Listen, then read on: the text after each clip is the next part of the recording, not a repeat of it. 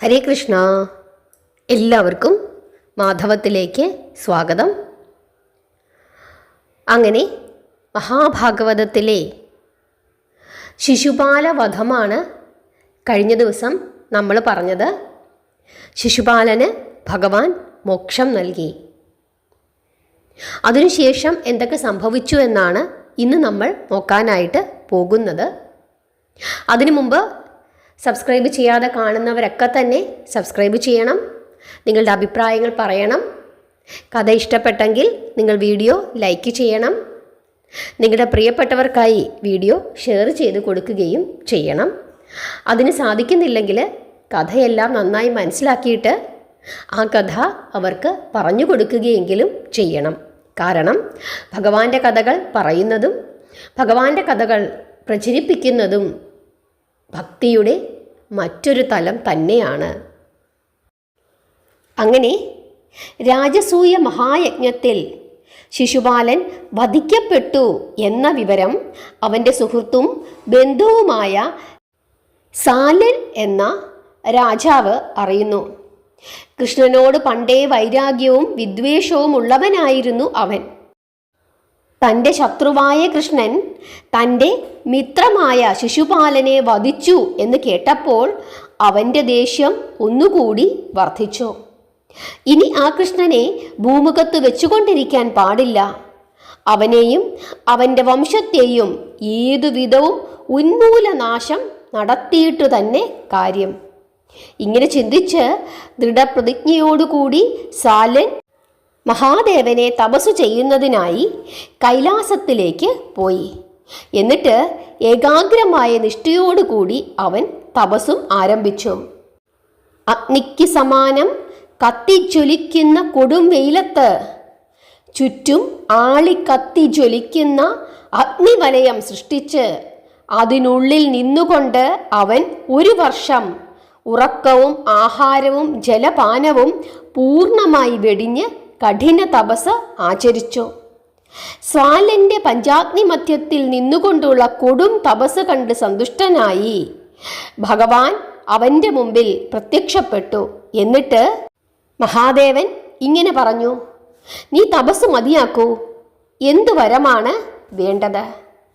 സ്വാലൻ സർവേശ്വരനായ ശിവന്റെ പാതാരവിന്ദങ്ങളിൽ വീണു നമസ്കരിച്ചുകൊണ്ട് ഇങ്ങനെ ഉണർത്തിച്ചു: ഭക്തവത്സല, ദേവാസുര ഗന്ധർവ കിം പുരുഷന്മാരാലോ മനുഷ്യരാലോ പക്ഷി മൃഗാദികളാലോ മനുഷ്യനിർമ്മിതങ്ങളായ ആയുധങ്ങളാലോ ഞാൻ വധിക്കപ്പെടരുത്. അതിനും പുറമേ നോക്കിയാൽ ആർക്കും കാണാൻ പാടില്ലാത്തതും ആകാശത്തിൽ എവിടെയും സ്വച്ഛന്തം സഞ്ചരിക്കാവുന്നതുമായ ഒരു മായാവിമാനവും അവിടുന്ന് ഈ ഉള്ളവന് നൽകി അനുഗ്രഹിക്കണം. ഇങ്ങനെ സ്വാലൻ ചോദിച്ച വരങ്ങൾ സാംബശിവൻ അവന് ദാനം ചെയ്തു. മയനാൽ നിർമ്മിതമായ ഒരു മായാവിമാനവും ശിവൻ അവന് നൽകി. സാക്ഷാൽ ജഗത്പതിയായ ശ്രീകൃഷ്ണ ഭഗവാനാണ് അവൻ്റെ ശത്രുവെന്നും ആ മഹാശൈലത്തിൽ ചെന്ന് തലയടിച്ച് അവൻ സ്വയം നശിച്ചു കൊള്ളുമെന്നും മഹാദേവൻ നിശ്ചയിച്ചു കഴിഞ്ഞിരുന്നു. പാപികളുടെ ലക്ഷണമാണിത്. മറ്റൊരാളെ നശിപ്പിക്കുവാൻ വേണ്ടി കഠിന തപം ചെയ്ത് താൻ തന്നെ ആപത്തിൽ വന്നു പതിക്കുന്നു. വരം വാങ്ങി മതോത്തമനായി തന്നെ ജയിക്കുവാൻ ഇനി ലോകത്താരുമില്ല എന്നുള്ള അഹങ്കാരത്തോടു കൂടി സാലൻ സ്വരാജ്യത്തിലേക്ക് പുറപ്പെട്ടു. രാജധാനിയിൽ വന്നു കയറിയ ഉടനെ ദ്വാരകയിൽ ശ്രീകൃഷ്ണനുണ്ടോ എന്നന്വേഷിച്ചപ്പോൾ അദ്ദേഹം ഇന്ദ്രപ്രസ്ഥത്തിൽ പോയിരിക്കുകയാണെന്നും തിരിച്ചു വന്നിട്ടില്ലെന്നും സാലന് അറിവ് കിട്ടി. ഇത് തന്നെ യുദ്ധത്തിന് തക്ക അവസരമെന്ന് കണ്ട് അവൻ അപ്പോൾ തന്നെ തൻ്റെ വമ്പിച്ച അക്ഷൗണി പടകളോടും മായാരഥത്തോടും കൂടി ദ്വാരകയിൽ വന്ന് യുദ്ധം തുടങ്ങി. ബലഭദ്രനും പ്രദ്യുമ്നനും കൂടി അവനോടെതിർത്തു. അവരുടെ നേതൃത്വത്തിലുള്ള യാദവ സൈന്യം സ്വാല സൈന്യത്തെ ഒട്ടുമുക്കാലും നശിപ്പിച്ചു. ശേഷിച്ച പടകളെല്ലാം നാഥനില്ലാത്തതുപോലെ നാലുപാടും ചിതറിയോടി. ആ സമയം സ്വാലൻ അവരെയെല്ലാം സ്വരൂപിച്ചു കൂട്ടി സമർത്ഥമായ തൻ്റെ നേതൃത്വത്തിൽ വീണ്ടും യുദ്ധം തുടർന്നു. അതോടൊപ്പം വിമാനത്തിൽ ആകാശയുദ്ധവും ആരംഭിച്ചു. ആ യുദ്ധത്തിൽ ഇരുപക്ഷക്കാർക്കും വളരെയേറെ ആൾനാശവും സംഭവിച്ചു. സാലന്റെ ശരമേറ്റ് പ്രദ്യുമ്നൻ മോഹാലസ്യപ്പെട്ടു. സാരഥി അത് കണ്ട് തേർതിരിച്ച് പിന്നോട്ടോടിച്ചു. അല്പം കഴിഞ്ഞപ്പോൾ ബോധം വീണ്ടെടുത്ത കൃഷ്ണപുത്രൻ തേരാളിയോട് ചോദിച്ചു, ഹേ സൂത, യുദ്ധത്തിൽ തേര് പിന്തിരിച്ചോടിച്ചത് നമുക്ക് അപമാനകരമല്ലേ? നാം ഭീരുക്കളെന്ന് ചൊല്ലി ശത്രുക്കൾ നമ്മെ ആക്ഷേപിക്കത്തില്ലേ? നീ ചെയ്തത് ശരിയായില്ല. യദുവംശത്തിൽ ആരെങ്കിലും യുദ്ധമധ്യേ പിന്തിരിഞ്ഞോടുന്നതായി നീ കണ്ടിട്ടുണ്ടോ? അതുകൊണ്ട് രഥം ശത്രുക്കളുടെ മധ്യയെ കൊണ്ടുചെന്ന് നിർത്തു. അച്ഛനില്ലാത്ത തക്കം നോക്കിയാണ് അവൻ വന്നിരിക്കുന്നത്. അച്ഛനില്ലെങ്കിലും അവനോട് ചെറുത്തു നിൽക്കാൻ നമുക്ക് കഴിയും എന്ന് അവൻ മനസ്സിലാക്കട്ടെ. അച്ഛൻ്റെ മക്കൾ ഇവിടെയുണ്ട് എന്ന് അവനെ ധരിപ്പിക്കണം. ഇതു കേട്ട് സാരഥി ധൈര്യസമേതം രഥം ശത്രുക്കളുടെ നടുവിൽ കൊണ്ടുവന്ന് നിർത്തി.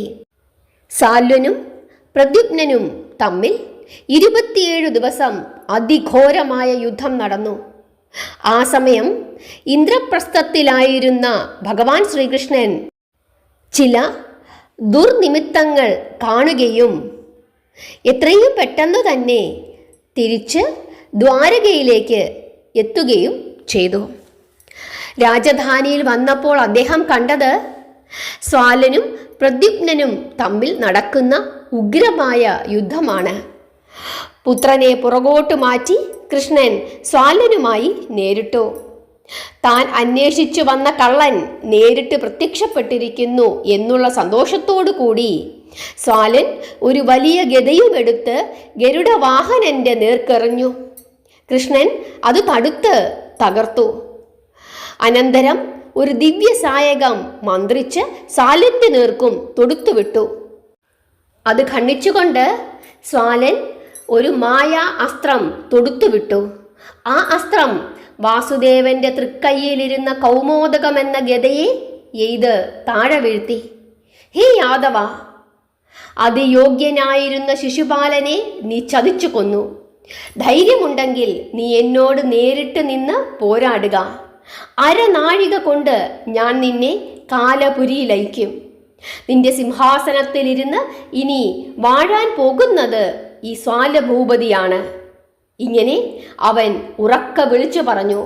അത് കേട്ടപ്പോൾ ഭഗവാൻ ശ്രീകൃഷ്ണൻ മന്ദഹസിച്ചുകൊണ്ട് ഇങ്ങനെ പറഞ്ഞു, ഹേ ലോകജേതാവേ, ഇന്ദ്രസിംഹാസനത്തിന് അർഹനായിട്ടുള്ള നിനക്ക് ദ്വാരകയിലെ നിസാരമായ സിംഹാസനത്തിൻ്റെ ആവശ്യമെന്ത്?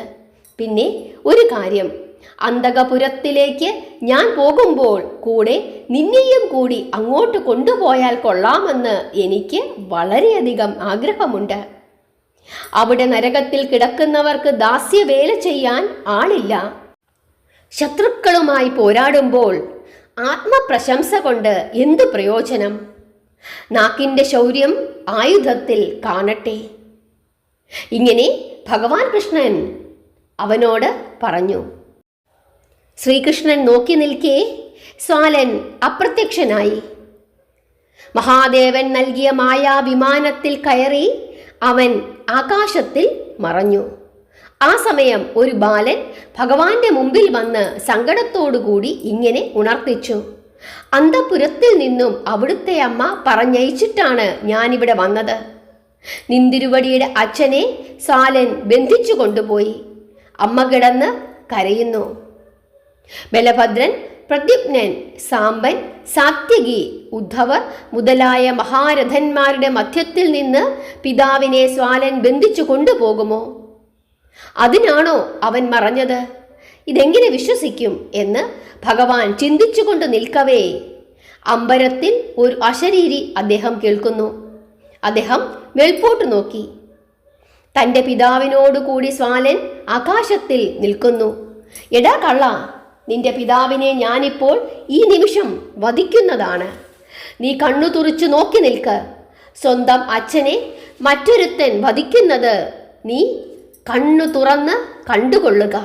നീ ഒരു പുത്രനാണോ? എടാ കള്ള, നീ കണ്ണു തുറന്ന് ഇതൊന്ന് കാണുക തന്നെ ചെയ്യണം എന്ന് പറഞ്ഞുകൊണ്ട് സാലൻ തൻ്റെ വാളെടുത്ത് വസുദേവരെ വെട്ടി കഷ്ണിച്ച് താഴത്തേക്കിട്ടു. സർവജ്ഞനായ ഭഗവാൻ ഇത് കണ്ട് അത്ഭുതപ്പെട്ടു. അച്ഛൻ്റെ വെട്ടിമുറിക്കപ്പെട്ട മൃതശരീരം തൻ്റെ മുമ്പിൽ കിടന്ന് പിടയ്ക്കുന്നു. ഒരു നിമിഷം സർവജ്ഞനായ ഭഗവാൻ കണ്ണടച്ച് ധ്യാനിച്ചു. അദ്ദേഹത്തിന് എല്ലാ കാര്യങ്ങളും മനസ്സിലായി. വെറും മായ. അതോടുകൂടി ആ മൃതപിണ്ഡവും കാണാതെയായി. ഭഗവാന്റെ തിരുവുടൽ ആകെ വിറച്ചു. നയനങ്ങൾ രക്തവർണ്ണങ്ങളായി. ആ സമയം സുദർശന ചക്രം യദുകുല തിലകന്റെ തൃക്കൈയിൽ വന്നു ചേർന്നു. ഭഗവാന്റെ തിരുചക്രം, സുദർശന ചക്രം ആകാശത്തിലേക്കുയർന്ന് മായയാൽ മറഞ്ഞു നിന്നിരുന്ന സ്വാലന്റെ കരാളകണ്ഠം മുറിച്ച് ഉടലും തലയും വേറെ വേറെയായി ദൂരെ തെറിപ്പിച്ചു. മൃത്യുജ്ഞന്റെ വരമനുസരിച്ചു തന്നെ അങ്ങനെ അവൻ അന്തകലോകം പൂകി. അങ്ങനെ സ്വാലന്റെ മരണവൃത്താന്തം അറിഞ്ഞ് അവന്റെ കൂട്ടുകാരനായ ദന്താവക്ത്രൻ ക്രുദ്ധനായി കൃഷ്ണനോട് യുദ്ധം പ്രഖ്യാപിച്ചുകൊണ്ട് ദ്വാരകയിൽ എത്തിച്ചേർന്നു. 10,000 ആനകളുടെ ബലമുള്ള ഒരു പോരാളിയായിരുന്നു അവൻ. കൃഷ്ണപിതാവായ വസുദേവരുടെ ഒരു അനുജത്തിയായിരുന്നു അവൻ്റെയും മാതാവ്. ജന്മനാ തന്നെ അവനും ശിശുപാലനെ പോലെ ഭഗവാന്റെ ശത്രുവായിരുന്നു. എടാ ഗോപാല, ഇടയകുലത്തിൽ ജനിച്ച നീ ആളറിയാതെ കുറേ കിടന്ന് അഹങ്കരിക്കുന്നുണ്ട്. ആ അഹങ്കാരം ഇന്നോടുകൂടി ഞാൻ അവസാനിപ്പിക്കുന്നുണ്ട്. ദന്താവക്ത്രനാണ് ഈ പറയുന്നത്. നിന്റെ അച്ഛൻ്റെ പെങ്ങളുടെ മകൻ, മനസ്സിലായോ? മായകൾ കൊണ്ട് ചില ഗോഷ്ഠികൾ കാണിച്ച് നീ മായാമാധവനായി ഞെളിഞ്ഞു നടക്കുന്നു. ഇന്ന് നിന്റെ എല്ലാ അഹങ്കാരവും ഞാൻ തീർത്തു തരുന്നുണ്ട്. ഇങ്ങനെ അലറിക്കൊണ്ട് ദന്താവക്ത്രൻ തൻ്റെ ഇരുമ്പ് ഗദയെടുത്ത് പൊക്കി വീശി ഭഗവാന്റെ മൂർധാവ് ലക്ഷ്യമാക്കി ആഞ്ഞൊന്ന് പ്രഹരിച്ചു. ഭഗവാൻ അത് തടുത്തു. തൻ്റെ ഗദയാൽ ആ ദുഷ്ടന്റെ ശിരസിലും ഊക്കോടെ ഭഗവാൻ ഒന്നടിച്ചു. ആ അടിയേറ്റ് അവൻ്റെ തല പിളർന്ന് അവൻ മരിച്ചു നിലത്തു വീണു. ആ സമയം അവൻ്റെ മൃതശരീരത്തിൽ നിന്നും ഒരു പ്രഭ പുറത്തേക്ക് വരികയും അത് ആകാശത്തിലേക്ക് പോവുകയും വീണ്ടും അത് താഴോട്ടിറങ്ങി ശ്രീകൃഷ്ണ പരമാത്മാവിൻ്റെ തൃപ്പാദങ്ങളിൽ വന്ന് വിലയം പ്രാപിക്കുന്നതും കണ്ട് കാണികൾ അതിശയിച്ചു. ജ്യേഷ്ഠന്റെ മരണവാർത്തയറിഞ്ഞ് ദന്താവക്ത്രന്റെ അനുജനായ വിഡുരഥൻ അത്യന്തം രോഷാകുലനായി ഭഗവാനുമായി യുദ്ധത്തിനൊരുങ്ങി. അവനും പെട്ടെന്നു തന്നെ യമലോകം പ്രാപിച്ചു. വൈകുണ്ഠ ഗോപുര കാവൽക്കാരനായിരുന്ന ജയവിജയന്മാർ സനകാദി മുനികളുടെ ശാപമനുസരിച്ച് 3 ജന്മങ്ങളിൽ അസുരന്മാരായി പിറന്നു. ഹിരണ്യാക്ഷനായും ഹിരണ്യകശിപുവായും രാവണനായും കുംഭകർണനായും ശിശുപാലനായും ദന്താവക്ത്രരായും അവർ ജന്മമെടുത്തു. അവർ ഭഗവാന്റെ തൃക്കയ്യാൽ തന്നെ മരണം അടഞ്ഞു.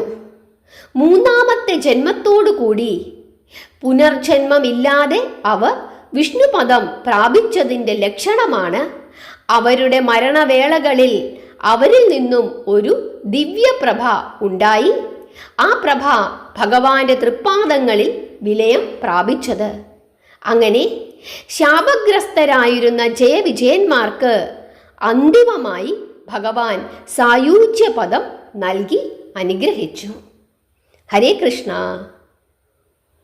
ഇന്നത്തെ മഹാഭാഗവതത്തിലെ ഈ ഭാഗങ്ങളൊക്കെ നിങ്ങൾക്കെല്ലാവർക്കും ഇഷ്ടപ്പെട്ടോ? നിങ്ങളുടെ അഭിപ്രായം പറയണം. നാളെ അതിമനോഹരമായ മറ്റൊരു ഭാഗമാണ് നമ്മൾ പറയാൻ പോകുന്നത്.